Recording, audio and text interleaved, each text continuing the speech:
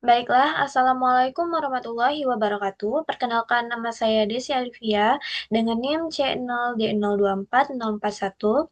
Nah, video ini dibuat untuk memenuhi tugas mata kuliah akuntansi perpajakan. Di video kali ini, saya akan menjelaskan konsep dasar akuntansi perpajakan.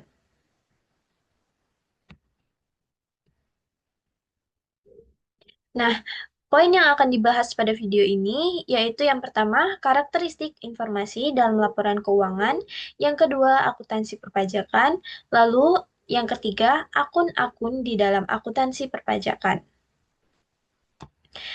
Untuk konsep dasar akuntansi sendiri merupakan pemahaman mendalam mengenai hubungan antara akuntansi dan perpajakan, serta bagaimana laporan keuangan menjadi dasar dalam menentukan kewajiban pajak perusahaan. Materi ini membahas karakteristik informasi laporan keuangan, konsep akuntansi perpajakan, rekonsiliasi fiskal, hingga akun-akun pajak yang digunakan dalam praktik. Nah, akuntansi pajak merupakan bagian dari sistem akuntansi yang secara khusus mengatur pelakuan transaksi yang memiliki konsekuensi perpajakan. Dalam praktik bisnis, setiap aktivitas usaha hampir selalu berdampak pada kewajiban pajak. Oleh karena itu, perusahaan perlu memahami bagaimana laporan keuangan komersial disesuaikan dengan ketentuan fiskal agar kewajiban pajak dapat dihitung secara tepat dan sesuai aturan. Nah, untuk karakteristik informasi laporan keuangan sendiri terbagi menjadi dua, yaitu yang pertama, A, karakteristik kualitatif fundamental.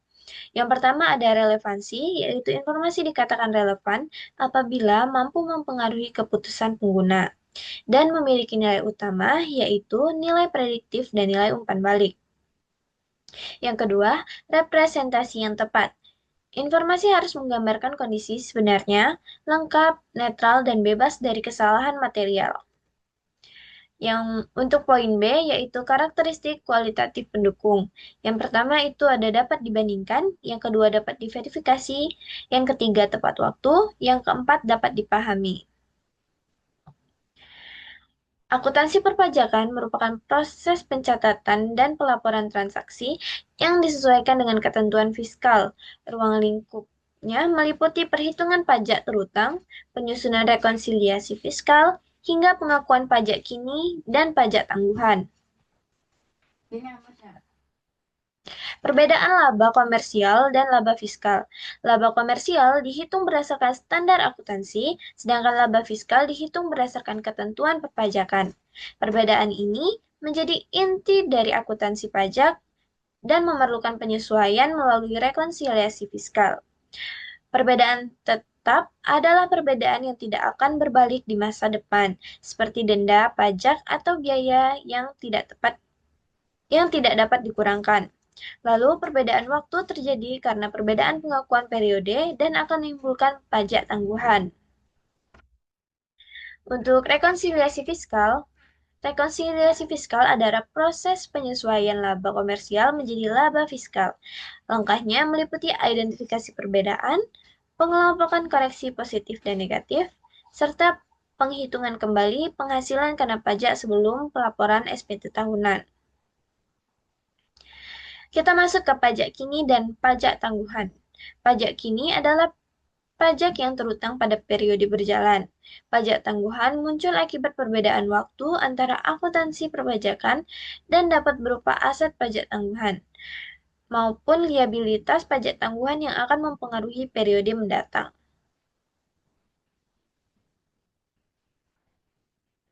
Akun-akun akuntansi perpajakan. Dalam laporan keuangan, akun-akun pajak memiliki peranan penting dalam mencerminkan posisi dan kewajiban perpajakan perusahaan. Yang pertama, beban pajak penghasilan. Terdiri dari beban pajak kini dan beban pajak tangguhan. Akun ini dicatat dalam laporan laba rugi dan secara langsung mempengaruhi laba bersih perusahaan. Yang kedua,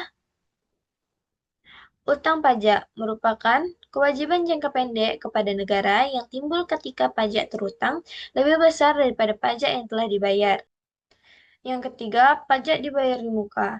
Muncul ketika perusahaan telah membayar pajak lebih dahulu, seperti angsuran pajak bulanan, sebelum dilakukan perhitungan akhir pada akhir tahun pajak.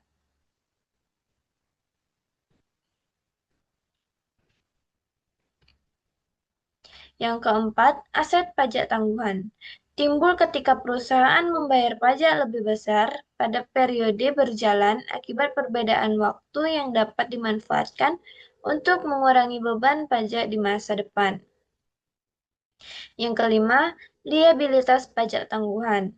Terjadi ketika perusahaan menunda pembayaran pajak akibat perbedaan waktu yang akan meningkatkan beban pajak pada periode mendatang.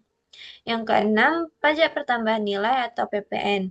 Terdiri dari PPN masukan dan PPN keluaran yang digunakan dalam mekanisme pengkreditan PPN. Pengelolaan seluruh akun pajak harus dilakukan secara cermat dan terdokumentasi dengan baik karena berkaitan langsung dengan kewajiban hukum perusahaan pada negara. Kesimpulannya, akuntansi pajak berperan penting dalam menjembatani laporan keuangan komersial dengan ketentuan perpajakan. Pemahaman terhadap karakteristik laporan keuangan, rekonsiliasi fiskal, serta akun-akun pajak membantu perusahaan menghitung dan melaporkan kewajiban pajak secara benar, transparan, dan bertanggung jawab.